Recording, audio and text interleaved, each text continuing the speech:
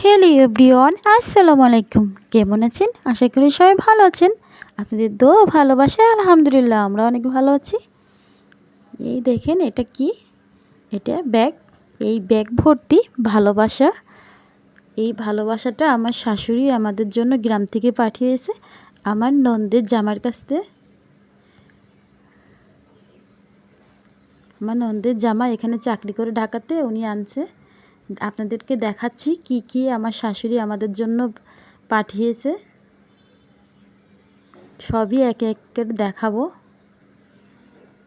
গ্রাম থেকে কিছু আসলে না অনেক ভালো লাগে, সেটা হোক সামান্য জিনিসই হোক, যেটাই হোক।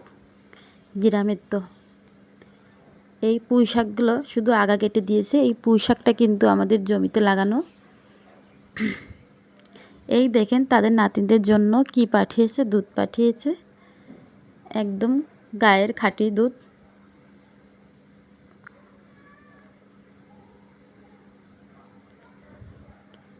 এই যে দেখেন কি পাঠিয়েছে, বেগুন আর ভেন্ডি।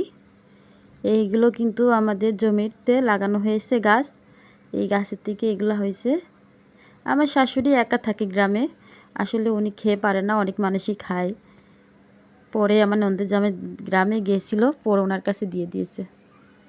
যেহেতু আমরা এখানে সবাই সব কিছু কিনে কেটে খাই। আর এগুলো তো একদম ছাড়া, ফরমালিন ছাড়া, সার ছাড়া, শুধু পানি দেওয়া হয়, কিচ্ছু দেওয়া লাগে না, শুধু পানি দিলেই হয়। আর এই দেখেন অল্প কয়টা বরবটি মানে ধরছিল, তাই আবার দিয়ে দিছে। আমার শাশুড়ি অনেক ভালো মানুষ, তার জন্য সবাই দোয়া করবেন।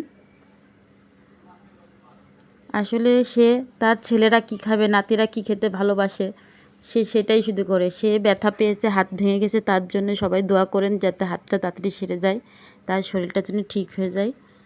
এই দেখেন হাত ভেঙে গেছে, তার সত্ত্বেও আমার শাশুড়ি আমার ছেলেদের জন্য একটা জিনিস পাঠিয়েছে, আপনাদের সাথে দেখাচ্ছি। তার আগে দেখেন এদের আমার চুলের জন্য আমি তেল বানাবো, কেশরি গাছ পাঠিয়েছে।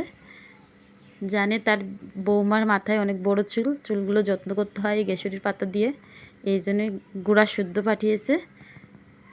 এটা আমি গাছ লাগাই দেবো, গুঁড়াটা আর পাতাটা আমি নেব। এই যে বললাম না আমার ছেলেদের জন্য কি পাঠিয়েছে, এই দেখেন হাত ভেঙে গেছে এক হাত দিয়ে, তবু আমার ছেলেরা এগুলো খেতে পছন্দ করে। আমশক্ত, আমি নিজেও বানাইছিলাম, সেগুলো ফুরাই গেছে। এই দেখেন আমার ছেলেদের জন্য পাঠিয়েছে তার দাদি। এইগুলো আসলে ভালোবাসা ছাড়া হয় না, সবাই তো সব কিছু পারে না, কিন্তু আমার শাশুড়ি মাশাআল্লাহ অনেক ভালো। আমার শাশুড়ির জন্য সবাই দোয়া করবেন, আবারও বলছি। এই যে ভেন্ডিগুলো দেখছেন, হয়তোবা দেখে বোঝা যাচ্ছে অনেক বড় বড়, কিন্তু এটা কিন্তু কষি অনেক হয়েছে, মানে একা খেয়ে তো আর সময়ই পারে না। ফ্রিজে রাখছিল কিছুটা, পরে আসার দিনকে মানে তুলে দিয়েছে কিছুটা। আর দেখেন এটা আমাদের বাড়িতে মিন্দি গাছের পাতা, আমাদের বাড়িতে একটা মিন্দি গাছ আছে। এই যে পাতা আর কিশোরী পাতা দিয়ে আরও অনেক কিছু দিয়ে আপনাদেরকে দেখাবো আমি কীভাবে তেল বানাই আমার চুলের জন্য। এই যে দুধটা দেখছেন, এই দুধটা দিয়ে আমি কিন্তু ঘি বানাই।